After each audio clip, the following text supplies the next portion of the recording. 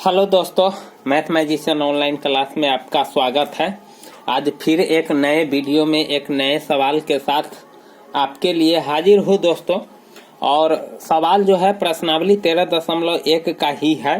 पृष्ठीय क्षेत्रफल और आयतन का सवाल है दोस्तों। यहाँ छठा क्वेश्चन है प्रश्नावली का।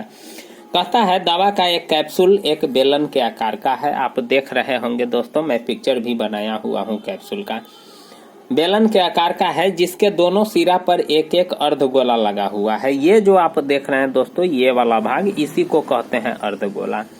बेलन है सबसे पहले और बेलन के दोनों सिरा पर इस साइड और इस साइड अर्धगोला लगाया गया है।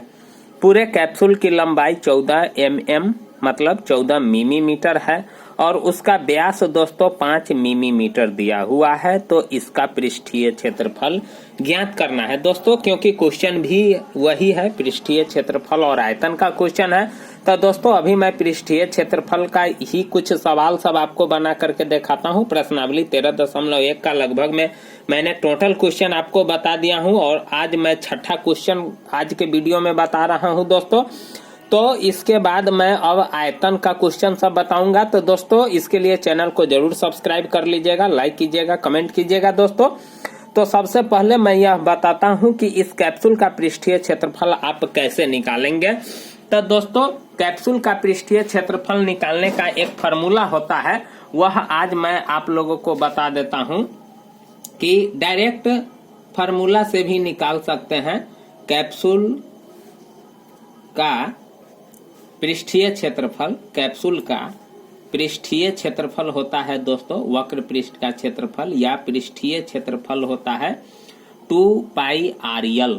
क्या होता है दोस्तों? 2πrl। मैं यहाँ लिखता हूँ 2πrl। यहाँ जो आप यल देख रहे हैं ये लंबाई है, पूरे कैप्सूल की लंबाई, और आर का मतलब होता है त्रिज्या। तो सबसे पहले कैप्सूल की मैं लंबाई पता कर लेता हूँ। लंबाई कितना है? 14 मिलीमीटर है। और व्यास कह रहा है 5 मीटर, यानी डी कह रहा है कितना? 5 मिलीमीटर। तो दोस्तों आपको मालूम होगा कि त्रिज्या निकालने के लिए व्यास का आधा कर देते हैं, तो 5/2 मिलीमीटर मेरा त्रिज्या हो गया। अब इसका पृष्ठीय क्षेत्रफल निकाल रहा हूँ। इतना ही चीज आपको चाहिए, क्योंकि 2πrl फार्मूला होता है। तो पृष्ठीय क्षेत्रफल निकालने का फार्मूला होता है कैप्सूल का 2πrl। ऊपर में ही फार्मूला लिखा हुआ है दोस्तों। तो 2 होगा, पाई का मान 22/7 होता है, और आर अभी आप निकाले हैं कितना? 5/2, यानी ये जो आप देख रहे हैं ये आर है दोस्तों। कितना है? 5/2। और यल आपका कितना है? तो 14 है। अब इसको काटिए दोस्तों, 7 दूना 14 और 2 से 2 कट जाएगा, तो 22 पंचे 110, और 110 में 2 से गुना कीजिएगा तो कितना होगा? 220 मिलीमीटर स्क्वायर। यानी यही, क्योंकि पृष्ठीय क्षेत्रफल है तो यही आपका हो जाएगा 220 मिलीमीटर स्क्वायर इस कैप्सूल का पृष्ठीय क्षेत्रफल। तो डायरेक्ट आप कैप्सूल का पृष्ठीय क्षेत्रफल भी निकाल सकते हैं फार्मूला लगा करके 2πrl। या दूसरी विधि भी मैं आपको बता देता हूं दोस्तों। दूसरी विधि निकालने का तरीका है कि सबसे पहले आपको क्या करना पड़ेगा इसमें, या तो आप कैप्सूल का फार्मूला भी लगा सकते हैं, और नहीं तो सबसे पहले आपको बेलन का वक्र पृष्ठ का क्षेत्रफल निकालना पड़ेगा, और फिर उसके बाद अर्धगोला का वक्र पृष्ठ का क्षेत्रफल निकालना पड़ेगा, और दोनों के वक्र पृष्ठ के क्षेत्रफल को क्या करना पड़ेगा दोस्तों? जोड़ना पड़ेगा। तो इस कैप्सूल का क्षेत्रफल निकल जाएगा, क्योंकि दोनों सिरा पर अर्धगोलाकार है। तो वो भी चीज मैं बता देता हूं दोस्तों। सबसे पहले आपको बेलन की लंबाई निकालना होगा। तो दोस्तों बेलन कहां से कहां तक हो सकता है? तो बेलन आपका यहां से यहां तक हो सकता है। तो इसका व्यास है 5 मिलीमीटर, यानी 5 मिलीमीटर। तो इसको दोस्तों दशमलव में मैं चेंज कर लेता हूं, तो कितना होगा दोस्तों? 5/2 का होगा 2.5 मिलीमीटर। तो यहाँ इसका त्रिज्या हो गया 2.5 मिलीमीटर। तो इसका मतलब है कि यहाँ से यहाँ जो होगा वह 2.5 मिलीमीटर होगा, और इधर भी हो जाएगा 2.5 मिलीमीटर, क्योंकि दोस्तों व्यास दिया हुआ है इसका 5 मीटर। तो त्रिज्या कितना होगा 2.5 मिलीमीटर, और अर्धगोला का जितना त्रिज्या होता है उतना ही न उस अर्धगोला का ऊंचाई भी होगा। तो दोस्तों 2.5 इधर से घट जाएगा और 2.5 इधर से घट जाएगा, तो टोटल मेरा 5 मीटर घट जाएगा, 5 मिलीमीटर घट जाएगा। तो बेलन का वास्तविक लंबाई कितना होगा 9 मिलीमीटर होगा, तब ना दोस्तों 9 और 5 हो जाएगा टोटल 14। तो यहाँ सबसे पहले मैं लिख लेता हूँ बेलन की लंबाई, बेलन की क्या लिख लेता हूँ लंबाई, यानी उसी को क्या कहते हैं यच, यानी 9 मिलीमीटर। और त्रिज्या कितना हो जाएगा आर उतना ही होगा जितना अर्धगोला का त्रिज्या होगा, तो अर्धगोला के त्रिज्या है 5/2।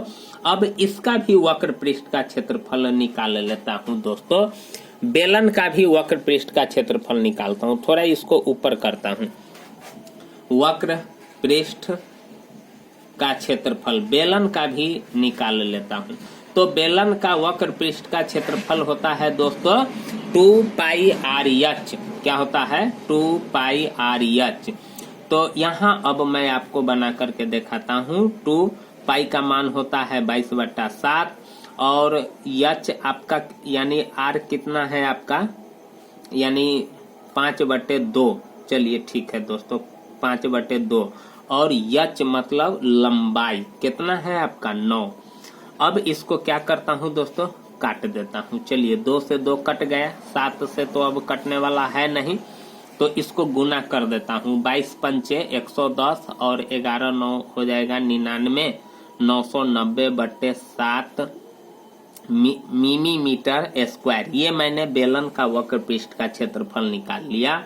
अब अर्धगोला का भी वक्र पृष्ठ का क्षेत्रफल निकालता हूँ दोस्तों। अर्धगोला का वक्र पृष्ठ का क्षेत्रफल, तो आप जानते हैं दोस्तों अर्धगोला के वक्र पृष्ठ का क्षेत्रफल होता है, वक्र पृष्ठ का क्षेत्रफल होता है 2πr(h), 2πr² होता है दोस्तों। क्या होता है 2πr², 2πr²। तो चलिए 2 गुने 22/7 और r आपका कितना है 5/2 और गुने 5/2। तो इस प्रकार से 2 से 2 फिर कट जाएगा। अब गुना कीजिए तो कितना हो जाएगा 22 पंचे 110 और 110 से 5 में गुना कीजिएगा तो 500, 11 पंचे 55, 550/7 मिलीमीटर स्क्वायर। तो ये दोस्तों आप एक अर्धगोला का निकाले हैं, लेकिन दोनों और 2 अर्धगोला है, तो इसमें आपको 2 से क्या करना पड़ेगा दोस्तों गुना करना पड़ेगा। तो चलिए मैं यहाँ लिख लेता हूँ दोनों अर्धगोला का क्षेत्रफल, दोनों अर्धगोला का क्षेत्रफल, दोनों अर्धगोला का क्षेत्रफल निकाल लेता हूँ। तो एगो के निकाल लिया हूँ दोस्तों, तो उसी में 2 से गुना कर देंगे तो दोनों का मालूम हो जाएगा। नहीं तो वही काम किया हूँ दोस्तों कि दोनों यानी एगो में दोनों यानी 2 से गुना कर दिए हैं। अब इसको गुना करते हैं 0, 2 पंचे 10 और 2 पंचे 10, 1100/7 मिलीमीटर स्क्वायर हुआ। अब क्या करते हैं जोड़ देते हैं दोनों के क्षेत्रफल को। तो अब यहाँ लिखते हैं दोस्तों कैप्सूल का पृष्ठीय क्षेत्रफल, कैप्सूल का पृष्ठीय क्षेत्रफल, कैप्सूल का पृष्ठीय क्षेत्रफल अब निकालते हैं। ये आपको मैंने दूसरा विधि बताया हूँ कि अगर मान लीजिए कि अगर आपको कैप्सूल का फॉर्मूला नहीं याद होगा तो किस प्रकार से दोस्तों आप बनाइएगा। तो देख रहे हैं ना अर्थ यानी बेलन का भी हम वक्र पृष्ठ का क्षेत्रफल निकाल लिए हैं 990/7 और दोनों अर्धगोला का निकाल लिया हूँ दोस्तों कितना 1100/7। अब जोड़ता हूँ इतना मिलीमीटर स्क्वायर होगा, तो हर बराबर है तो डायरेक्ट अंश को जोड़ दीजिए तो कितना होगा 0 0 और यानी 0 हो जाएगा और उसके बाद यानी 1100 0 देखिए और फिर उसके बाद 9 हो जाएगा नहीं और 9 आ 1 10 हो जाएगा आ 1 हो जाएगा 2 यानी 2090/7। अब इसको काटिए दोस्तों तो कितना मर्तबे कटेगा, तो ये कटेगा 209 में यानी 2090 में भाग दे दीजिए दोस्तों कितना से, यानी 7 से भाग दीजिए उसमें। तो मैं आपको रफ करके बताता हूं दोस्तों कि किस प्रकार से 2090 में 7 से भाग देते हैं। तो यहाँ मेरे पास रफ है 2090 में 7 से देते हैं। तो 7 दूना 14, 10 में से 4 गया तो 6, ये कट जाएगा। 7 नमा 63, नहीं कट रहा है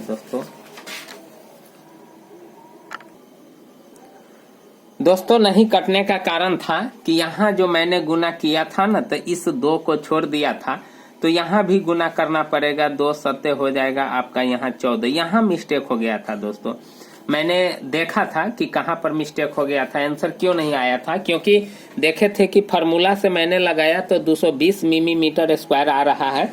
तो इस तरीका से भी 220 ही आना चाहिए, लेकिन मैंने अपना कैलकुलेशन गलती कर दिया था, इसीलिए दोस्तों मेरा आंसर नहीं पूरा रहा था।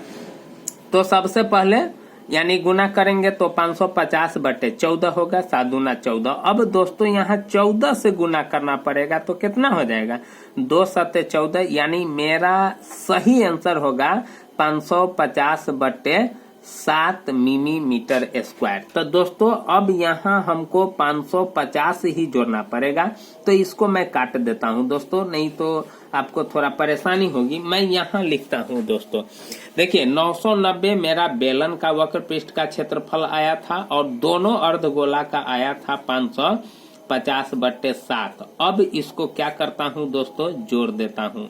तो जोड़िए, हर बराबर है तो डायरेक्ट जोड़िए, 9 5 14 और 9 5 14 1 15।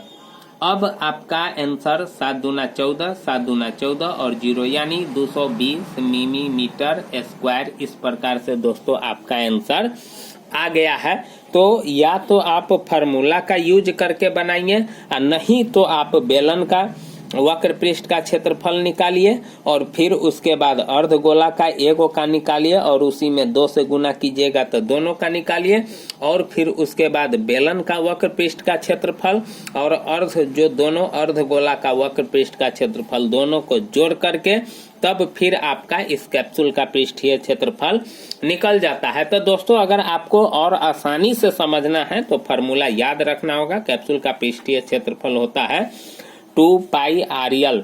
तो इस प्रकार से दोस्तों कैप्सूल का पृष्ठीय क्षेत्रफल निकालते हैं। तो अगर आपको अच्छा लगे तो प्लीज चैनल को जरूर सब्सक्राइब कीजिएगा, और नहीं तो दोस्तों अनलाइक भी कर सकते हैं, डिसलाइक भी कर सकते हैं, इसके लिए आप स्वतंत्र है दोस्तों, लेकिन प्लीज चैनल को जरूर सब्सक्राइब कीजिएगा। थैंक यू, धन्यवाद।